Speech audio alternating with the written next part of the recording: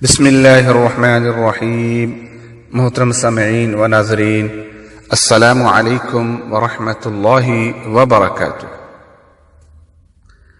آج کی اس نشست میں انشاءاللہ میں کوشش کروں گا کہ قرآن و حدیث کی روشنی میں نظر بد اور اس کے علاج کے متعلق کچھ احادیث آپ کے سامنے رکھ سکوں، اور اللہ تعالیٰ کا بھی اس میں جو احکام ہیں جو حضور صلی اللہ علیہ وسلم نے قرآنی آیات سے اس کا علاج بتایا ہے وہ بھی آپ کو بتا سکوں، کیونکہ آج کل یہ ایک بہت بڑا مسئلہ بنا ہوا ہے کہ کچھ لوگ تو نظر کو مانتے ہی نہیں ہیں۔ وہ کہتے ہیں کہ نظر بد جو ہے یہ کسی چیز کا نام نہیں ہے، اور کچھ لوگ حقیقت میں نظر بد کا شکار نہیں ہوتے لیکن وہ اس کو نظر بد سمجھ بیٹھتے ہیں، تو دونوں طرف سے غلطی ہوتی ہے۔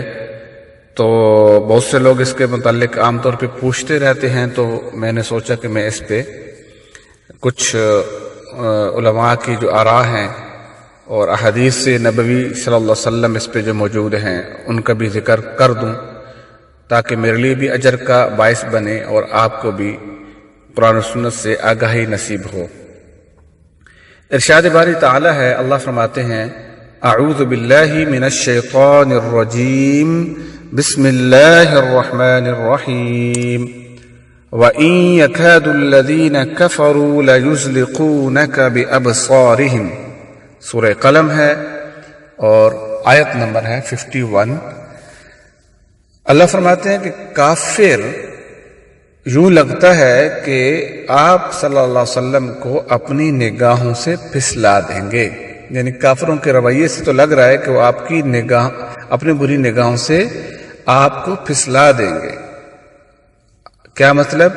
حضرت ابن عباس رضی اللہ تعالی عنہ نے اس آیت کی تفسیر میں فرمایا ہے کہ وہ کافروں کے رویے سے لگ رہا ہے کہ وہ آپ کو نظر لگا دیں گے، اور سیدنا ابو ہریرہ رضی اللہ تعالی عنہ سے روایت ہے، فرماتے ہیں کہ رسول اللہ صلی اللہ علیہ وسلم نے فرمایا کہ نظر کا لگنا حق ہے، اور سیدنا ابن عباس رضی اللہ تعالی عنہ سے بھی روایت ہے کہ وہ بھی فرماتے ہیں کہ رسول اللہ صلی اللہ علیہ وسلم نے فرمایا کہ نظر کا لگنا حق ہے۔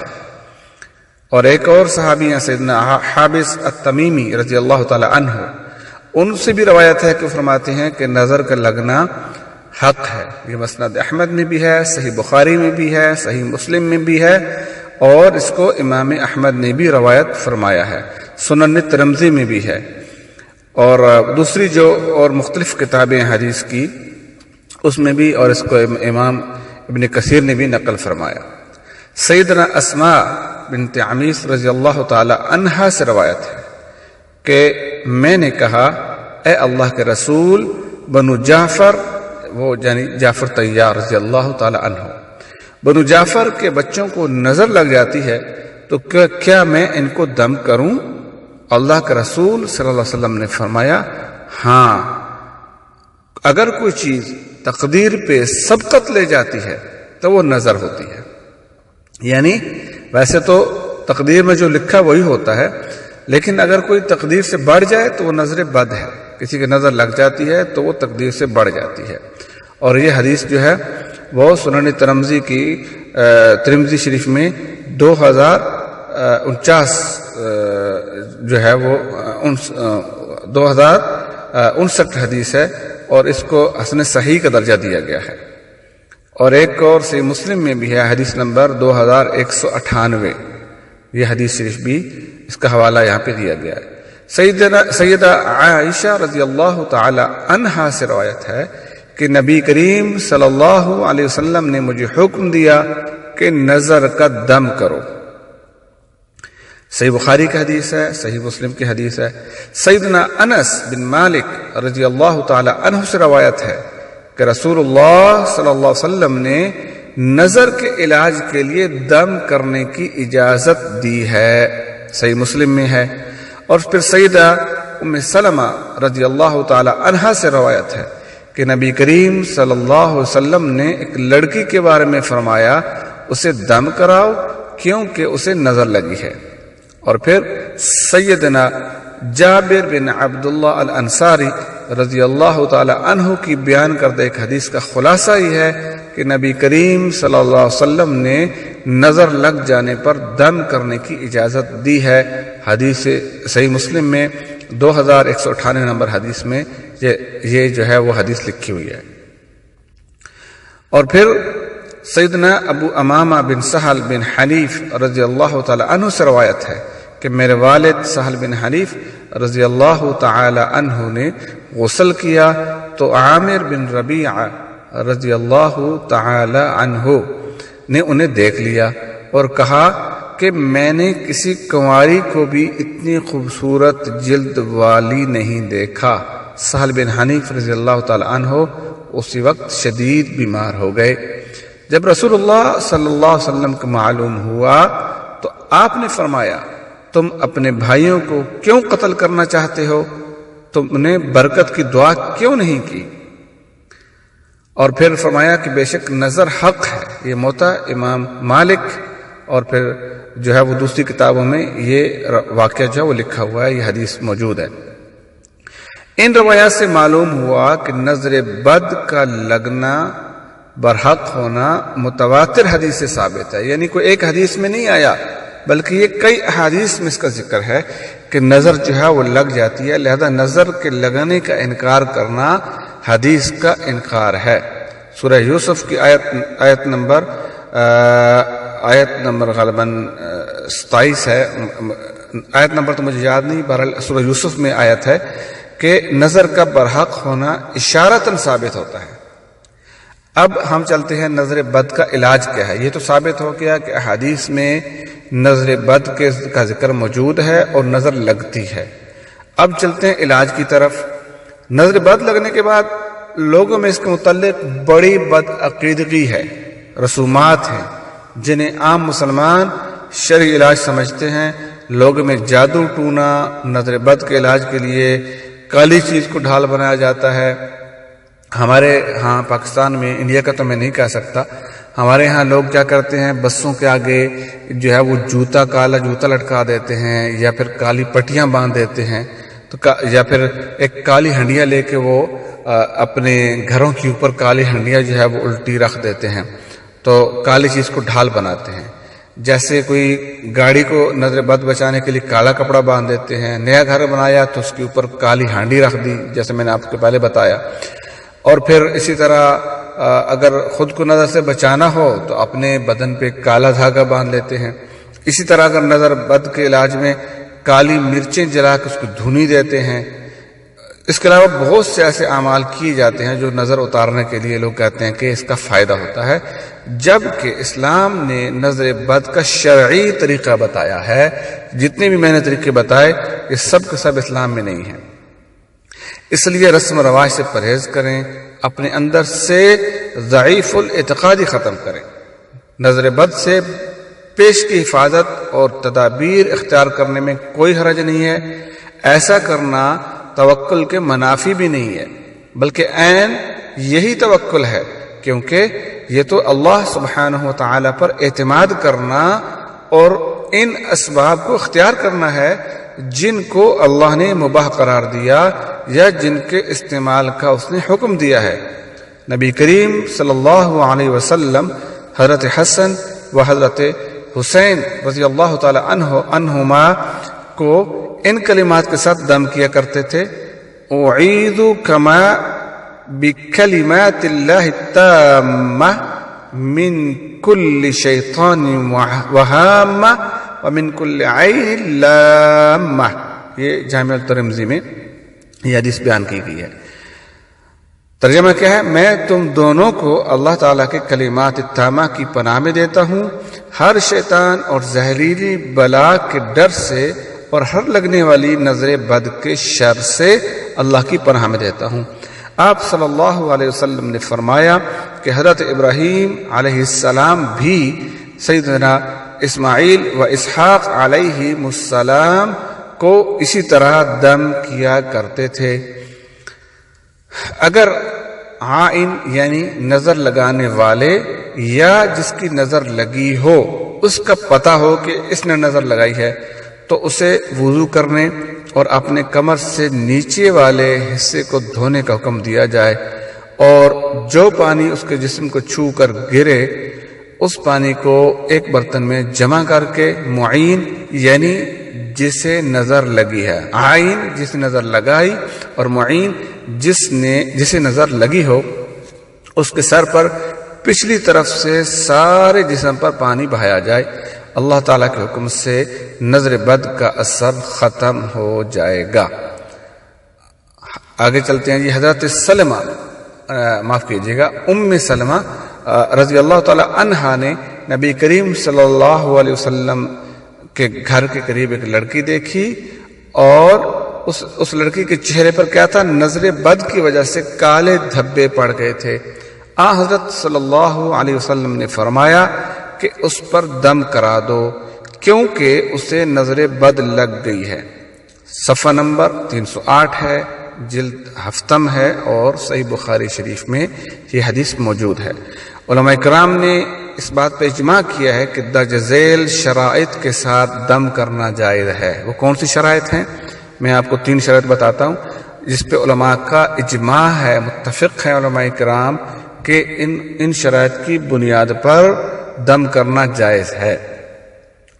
نمبر 1، دم کلام الہی ہو، اسماء حسنہ ہو، صفات باری تعالیٰ کے ذریعے، یا پھر مسنون دعاؤں سے ہونا چاہیے، یعنی اسماء حسنہ جو صفات باری ہیں اس کے ذریعے سے ہو، یا کلام الہی سے ہو، یا جو دعائیں نبی کریم صلی اللہ علیہ وسلم نے بتائی ہیں ان کے ذریعے سے دم ہو تو یہ بالاتفاق جائز ہے۔ نمبر 2، دم مسنون الفاظ میں ہو، خالص عربی زبان میں ہو، قرآنی آیات اور دعاؤں کا ترجمہ نہ ہو، یعنی اردو میں ترجمہ نہ ہو بلکہ خالص عربی زبان میں ہو اور قرآنی آیات ہو۔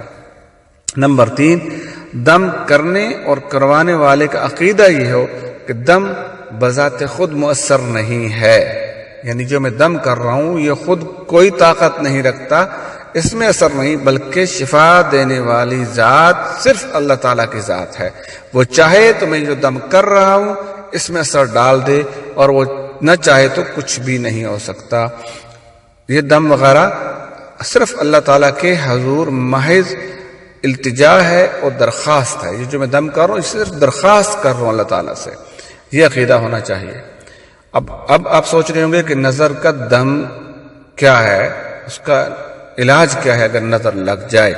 تو وہ مشہور الفاظ ہیں، آپ سنتے رہتے ہیں، اور میں نے شاید پہلے بھی کہیں پہ بتایا ہوگا۔ نظر کا دم کیا ہے؟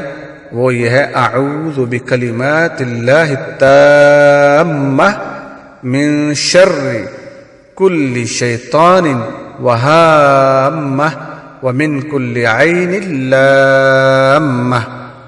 یہ جو ہے وہ حدیث میں الفاظ آئے ہیں۔ میں کوشش کروں گا کہ انشاءاللہ میں ان الفاظ کو سکرین میں بھی جو ہے وہ ظاہر کر دوں تاکہ آپ اس کے تلفظ بھی پڑھ سکیں اور باقی لوگوں کو بھی اس کا فائدہ ہو۔ ترجمہ کیا ہے؟ میں اللہ کے کلمات تامہ کے ذریعے ہر شیطان، زہریلے جانور اور ہر ضرر رساں نظر کی شر سے پناہ مانگتا ہوں۔ یہ وہ الفاظ ہیں، اگر آپ کو یہ شک ہے کہ میرے اوپر نظر لگی ہے تو آپ یہ الفاظ حدیث کے پڑھ کے اپنے اوپر دم کر سکتے ہیں۔ اگر دم کرنا کسی اور کو مقصود ہو، آپ کسی اور کو دم کرنا چاہتے ہیں، تو دوسرے کو جب دم کرنا ہے تو جو پہلے الفاظ ہیں اعوذ بکلمات اللہ التامہ، تو اعوذ کی جگہ پہ آپ نے لفظ بدلی کرنا ہے، وہاں پہ پڑھنا ہے اعیذک، اگر آپ دوسرے کو دم کر رہے ہیں، اور اگر خود کو کرنا ہے تو اعوذ۔ جبریل امین علیہ السلام نبی کریم صلی اللہ علیہ وسلم کو دم کرتے ہوئے یہ کلمات جو ہے وہ پڑھا کرتے تھے۔ یہ کلمات میں انشاءاللہ کوشش کروں گا کہ میں ان کو بھی جو ہے وہ کر دوں، سکرین میں جو ہے وہ آپ کو دکھاؤں تاکہ اس کی بھی تلفظ جو ہے وہ آسانی سے سب کے سامنے آ جائے۔ ابھی میں وہ کلمات یہاں پہ اردو میں دہرا دیتا ہوں، پھر میں ساتھ میں عربی میں بھی اس کو دکھا دوں گا، اور کوشش کرتا ہوں کہ میں اس کو عربی میں بھی آپ کے سامنے بتا دوں، اور اس کا میں عبارت بھی جو ہے وہ سامنے لے آؤں گا۔ بسم اللہ ارقیک من کل شیء یؤذیک من شر کل نفس او عین حاسد اللہ یشفیک بسم اللہ ارقیک۔ صحیح مسلم میں ہے، جو ہے وہ باب الطب والمرض میں یہ جو ہے حدیث شریف لکھی ہوئی ہے۔ اللہ کے نام کے ساتھ میں آپ کو دم کرتا ہوں ہر اس چیز سے جو آپ کو تکلیف دے، اور ہر انسان کے یا حسد کرنے والی آنکھ کے شر سے میں آپ کو دم کرتا ہوں، اللہ سے پناہ مانگتا ہوں، اللہ آپ کو شفا دے، میں اللہ کے نام کے ساتھ آپ کو دم کرتا ہوں۔ یہ ہے اس کا ترجمہ۔ حضرت عائشہ رضی اللہ تعالی عنہا سے بیان کیا کہ رسول اللہ صلی اللہ علیہ وسلم نے حکم دیا کہ نظر بد لگ جانے پر معوذتین سے دم کر لیا جائے۔ معوذتین جو ہیں وہ دو صورتیں، آخر والے سورہ فلق اور سورۃ الناس۔ یہ حدیث جو ہے یہ جلد ہفتم صفحہ نمبر 308 صحیح بخاری میں ہے کہ معوذتین سے دم کر لینا چاہیے اگر نظر بد لگ جائے تو، اور پھر سورۃ فاتحہ اور سورۃ اخلاص پڑھنا بھی بہترین مجرب دم ہے۔ آپ صلی اللہ علیہ وسلم کے ارشاد مبارک ہے، جو شخص صبح و شام 3 مرتبہ سورہ اخلاص، سورہ فلق اور سورۃ الناس پڑھے گا وہ ہر طرح کے مصائب اور رنج و غم سے محفوظ رہے گا۔ ابو داؤد شریف کی حدیث ہے۔ قرآن کریم کے ذریعے علاج کرنا چاہیے کیونکہ قرآن شفا ہے۔ حضرت عبداللہ بن مسعود رضی اللہ تعالی عنہ سے موقوفاً ایک روایت میں ذکر ہے، علیکم بالشفائین العسل والقرآن، تم لوگ شفا دینے والی 2 چیزوں کو اپنا لو، ایک کیا ہے؟ شہد، اور ایک ہے قرآن۔ یہ 2 چیزیں شفا دینے والی ہیں، اس کو اپنا لو۔ یہ حضرت عبداللہ بن مسعود رضی اللہ تعالیٰ عنہ سے روایت ہے۔ شفا کی نیت سے مریض پر قرآن پڑھ کر پھونکنا جو ہے وہ کوئی حرج اس میں نہیں ہے، کیونکہ قرآن کے بارے میں اللہ رب العزت فرماتے ہیں، لو انزلنا هذا القرآن على جبل لرأيته خاشعا متصدعا من خشیۃ اللہ۔ یہ قرآن اگر کسی پہاڑ پر نازل ہوا ہوتا تو اس کے ٹکڑے ٹکڑے ہو جاتے، وہ اللہ کے خوف سے تھر تھر کانپ کے ٹکڑے ٹکڑے ہو جاتا، تو کیا وہ گوشت اور خون کے بنے جسم کو شفا نہیں بخش سکتا؟ امام ابن قیم رضی اللہ رحمت اللہ علیہ کہتے ہیں، قرآن میں تمام دنیاوی اور اخروی بیماریوں نیز تمام جسمانی اور قلبی امراض کا علاج موجود ہے، اس کی شفا ہے، چاہے اس میں وقت لگ جائے لیکن مکمل شفا ہے قرآن میں۔ ہر اسماء حسنہ کے ذریعے اللہ تعالیٰ سے اس مرض کی شفا یابی کے لیے دعا کرنا، اللہ تعالیٰ دعاؤں کو قبول کرتا ہے اور بندوں کی مصیبت ٹال دیتا ہے۔ اور پھر نماز کی پابندی کرنا، صبح و شام مسنون دعائیں کرنا، یہ بھی نظر بد سے بچاؤ کے لیے ایک ڈھال ہے۔ مذکورہ بالا جائز تمام طریقوں سے نظر بد کا علاج کیا جائے جن کی بات پہلے میں کر چکا ہوں، اور خود ساختہ ذرائع سے پرہیز کی جائے۔ اگر کسی کو خود ساختہ طریقے سے شفا مل جائے تو وہ دلیل نہیں بن سکتا۔ یہ جو آج کل رواج بنا ہوا ہے نا کہ جو مکان پہ ایک ہنڈیا الٹی کر کے رکھ دی، گاڑی کے ساتھ کالا کپڑا باندھ دیا، اگر یہ وقتی طور پہ فائدہ دے دے تو اس کا یہ مطلب ہرگز یہ نہیں ہے کہ یہ جو ہے طریقہ جائز ہے، بلکہ یہ عارضی طور پر اگر ایسا ہو بھی جاتا ہے تو کبھی کبھی یہ من جانب شیطان ہوتا ہے۔ سیدنا عبداللہ بن مسعود رضی اللہ تعالی عنہ کہتے ہیں کہ میں نے رسول اللہ صلی اللہ علیہ وسلم کو فرماتے ہوئے سنا کہ دم، جھاڑ، گنڈے اور تعویذ اور جادو کی چیزیں اور تحریریں شرک ہیں۔ تو حضرت عبداللہ بن مسعود کی اہلیہ نے کہا، آپ یہ کیسے کہہ سکتے ہیں کہ یہ شرک ہے؟ اللہ کی قسم، میری آنکھ درد کی وجہ سے گویا نکلی جاتی تھی تو میں فلاں یہودی کے پاس گئی اور وہ دم کرتا تھا اور اس نے دم کیا تو میرا درد رک جاتا تھا۔ سیدنا عبداللہ بن مسعود رضی اللہ تعالی عنہ نے فرمایا، یہ شیطان کی کارستانی ہوتی تھی، وہ تیری آنکھ میں اپنی انگلی مارتا تھا تو درد ہوتا تھا، اور جب وہ یہودی دم کرتا تو شیطان باز آ جاتا تھا۔ ظاہر ہے اس نے یہودی کو تقویت پہنچانی تھی اور اس کا عقیدہ بٹھانا تھا دل میں، تو شیطان رک جاتا تھا۔ حالانکہ تجھے یہی کچھ کہنا کافی تھا جو الفاظ رسول اللہ صلی اللہ علیہ وسلم نے سکھائے تھے۔ اب وہ الفاظ بھی اگر مجھ سے ہو سکا تو میں انشاءاللہ وہ الفاظ بھی آپ کو اسکرین پہ دکھا دوں گا تاکہ آپ ان کو پڑھ سکیں۔ وہ الفاظ کیا ہیں؟ اللہم رب الناس اذہب البأس واشفی انت الشافی لا شفاء الا شفاؤک شفاء لا یغادر سقما۔ اے لوگوں کے رب، تکلیف کو دور فرما دے، تو شفا دے دے، تو ہی شفا دینے والا ہے، تیری ہی شفا ہے، تو ایسی شفا عطا فرما جو کسی قسم کی بیماری کو نہ چھوڑے۔ یہ حدیث شریف کے الفاظ ہیں جو میں نے آپ کے سامنے پڑھے اور پھر ان کا ترجمہ آپ کو بتایا۔ یہ الفاظ وہ ہیں جو سیدنا عبداللہ بن مسعود رضی اللہ تعالی عنہ نے نقل کیے اور اپنی بیوی کو فرمایا کہ تجھے اس یہودی سے علاج کروانے کی ضرورت نہیں تھی، بلکہ وہ الفاظ پڑھ لیتی جو اللہ کے رسول نے سکھائے تھے۔ معلوم ہوا کہ ایک رواجی جو ایک طریقہ کار ہے علاج کرنے کا، اس سے بہتر اللہ کے رسول صلی اللہ علیہ وسلم کے مبارک زبان سے نکلے ہوئے الفاظ ہیں، انہی سے علاج کرنا ہی صحیح ہے۔ اس لیے نظر بد کے اثرات کو ختم کرنے کے لیے ہمیں بیہودہ کاموں، غیر شرعی طریقوں کی پناہ لینی چاہیے، ان سے بچنا چاہیے، اور نہ ہی اس سلسلے میں پیروں اور جیل ساز تعویذ فروشوں کی جال میں پھنس کر اپنا مال و اسباب اور ذہنی سکون برباد کرنا چاہیے۔ ہمیں یاد رکھنا چاہیے کہ ہمارے گھر میں قرآن کریم کی صورت میں اللہ نے ایک منبع شفا ہمیں عطا فرمایا جو کہ موجود ہے۔ اس کے علاوہ حدیث کی روشنی میں دعائیں اور وظائف بھی ہمارے پاس موجود ہیں، جنہیں پڑھنے کے لیے کسی کی اجازت کی ضرورت نہیں ہے، ہر مسلمان اس کو پڑھ سکتا ہے اور اس پر عمل کر سکتا ہے۔ بعض دفعہ اتفاقی ناکامی یا پھر کاروباری نقصان یا اتفاقی طور پہ شادی میں رکاوٹ کو ہم نظر بد کا غلط نتیجہ جو ہے وہ قرار دے دیتے ہیں اور نظر بد اس کو سمجھ لیتے ہیں۔ ایسی صورت میں نماز کی اور مسنون دعاؤں کی پابندی کیا کریں۔